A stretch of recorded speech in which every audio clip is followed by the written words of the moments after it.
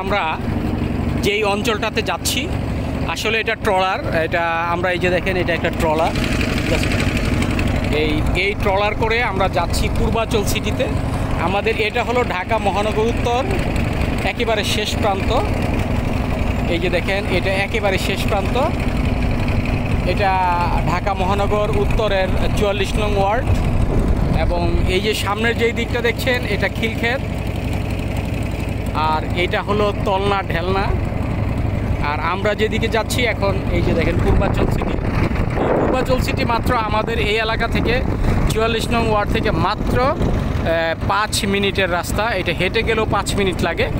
এখন আমরা যে ট্রলারে যাচ্ছি একটু সময় বেশি লাগবে, কারণ পুরো অঞ্চলটাকে ঘুরে, অর্থাৎ এই প্রায় 2-3টা গ্রাম ঘুরে আমরা সেই পূর্বাচল সিটিতে যাচ্ছি। এই যে দেখেন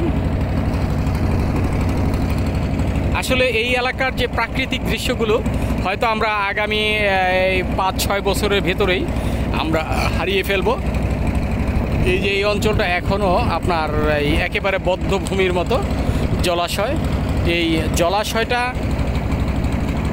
মূলত হয়তো শেষ হয়ে যাবে, কারণ এই যে দেখেন বড় বড় পিলারগুলো এবং যেই ট্রলারে আপনার যে পাইপগুলো রাখা হয়েছে, এই পাইপগুলোর অর্থ হলো যে বালি ভরাট করা হচ্ছে, পুরো অঞ্চলে বালি ভরাট করা হচ্ছে। ধীরে ধীরে বালি ভরাট করে হয়তো বা আগামী 3-4 বছরের পরে এই এলাকাগুলো হয়তো এই আপনার এই বসবাসযোগ্য করা হবে, তখন আর এই জলাশয়গুলো থাকবে না। এই যে দেখেন জলাশয়।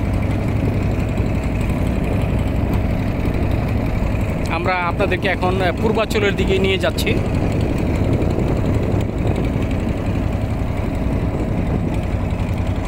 এই যে জলাশয়, আমরা এখন এই ঠিক পূর্বাচলের দিকে আমরা যাত্রা করলাম। এই যে দেখেন পূর্বাচল যেতে সর্বোচ্চ 2 মিনিট লাগবে, অর্থাৎ সব মিলে 5 মিনিটের ব্যাপার। এই ঢাকা মহানগর উত্তরের শেষ প্রান্ত 44 নং ওয়ার্ড থেকে আপনার যদি রওনা দেই তাহলে 5 মিনিটের ব্যাপার। এখানে প্রতিদিন বিকেল হলেই শত শত আপনার পর্যটকরা এখানে চলে আসে বিকেলে ঘুরতে। আমরা আজকে যেই অঞ্চলটাতে ঘুরতে আসে সেই অঞ্চলটা আপনাদেরকে দেখাবো।